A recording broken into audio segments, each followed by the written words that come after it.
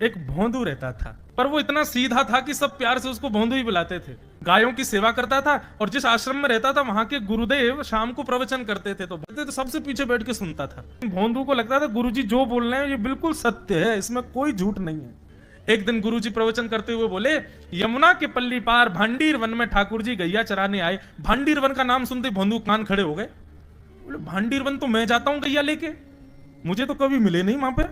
अरे मुंह में ही कमी होगी, मुंह में ही सामर्थ्य नहीं होगी उनको देखवे कि मैं ही नहीं देख पाए होंगे, वो तो आते होंगे वहां पे, मुझे ना दिखे होंगे। भोंदू ने पहली बार जिज्ञासा करी, गुरुदेव ठाकुर जी दिखते कैसे हैं?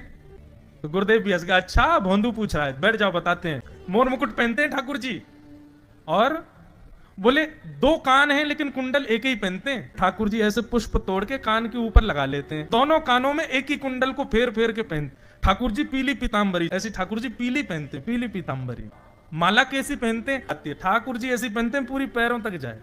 ये देखो गुरु जी कह रहे हैं तो निश्चित है भंडीर वन में आते हैं ठाकुर जी।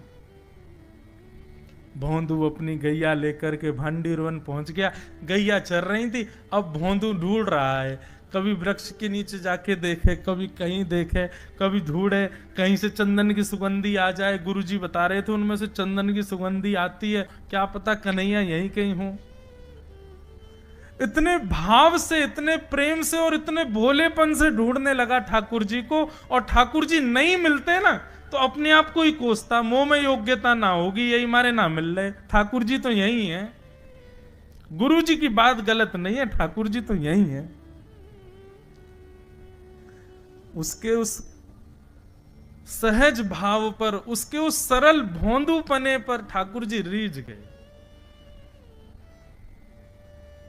और इतने में ही भोंदू हताश निराश उदास बैठा था, खुद को कोस रहा था, मुंह में योग्यता ना है, मुंह ठाकुर जी मिलना है रहे।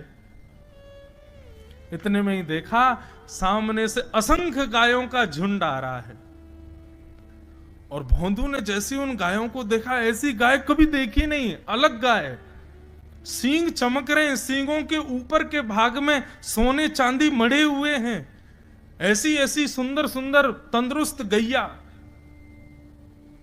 तभी देख रहा है भोंदू, पीतांबरी पहनी है, गले में वैजंती माला धारण की है, सिर पर पाग पहनी है, एक कान में कुंडल है, मंद मंद मुस्कुरा करके दतुइयां दिखा रहे हैं, कटाक्ष नेत्रों से कभी इधर देख रहे हैं कभी उधर देख रहे हैं, अपनी वेणु को कमर में कस करके गैयाओं के गले में गलवैयां डाल करके श्याम सुंदर भोंदू की तरफ चलते भय आ रहे हैं।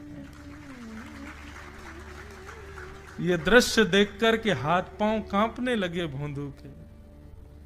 उसको लगा मेरे पास तो आएंगे ही नहीं, है वहीं से मुड़ जाएंगे, अब मैं उनके पास जाके उनको असहज नहीं करूंगा, यहीं से देख लूं, यहीं से प्रणाम कर लूं।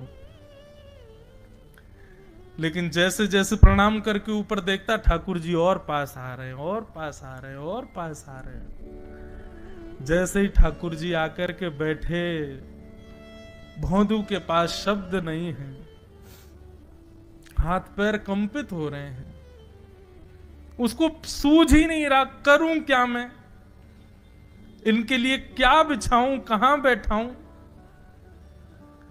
ठाकुर जी ने अपने आप ही भोंदू के गले में हाथ डाली, अरे तेरा नाम कहा है?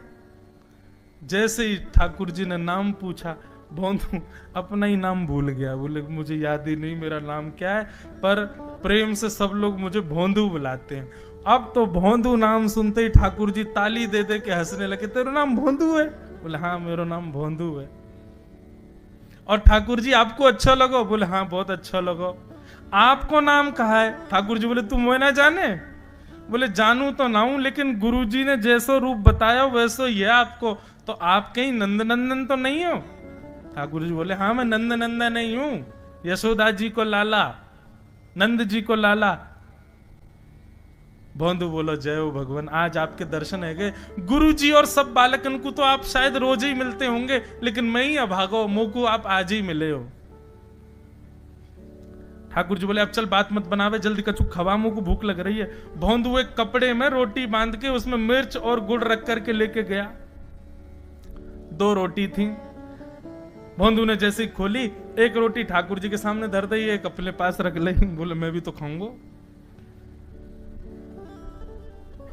ठाकुर जी ने बढ़िया रोटी ऐसे घुमाई और प्रेम से गुड़ खामे और रोटी पान लगे प्रेम थे। और ठाकुर जी तो चप चप करके नेक देर में पा गए। भोंदू तो भूल ही गयो, मुँह खानो भी हो, ठाकुर जी को ही देख रहा है। ठाकुर जी बोले और जोर की भूख लगी, ला अपनी रोटी दे दे।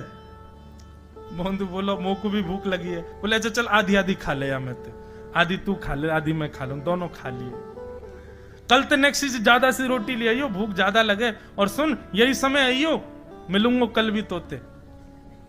ठाकुर जी अपने मार्ग पर चले गए। भोंदू इतना प्रसन्न है, बोले आज मुझको ठाकुर जी मिल गए। गुरुदेव के प्रवचन का समय हो गया, भोंदू पीछे जाके बैठ गया, अपने गुरुदेव को प्रणाम करे, इनकी कृपा से ठाकुर जी मिले। उसने किसी को नहीं बताया, उसको लगा सबको ही मिलते हैं भगवान, मुझे ही मिले हैं बहुत दिन बाद। दूसरे दिन भोंदू खूब सारी सामग्री रसोई घर में इकट्ठा करके जाने लगा। किसी ने जाके गुरुदेव से कह दिया कि भोंदू बहुत सारी सामग्री ले जा रहा है।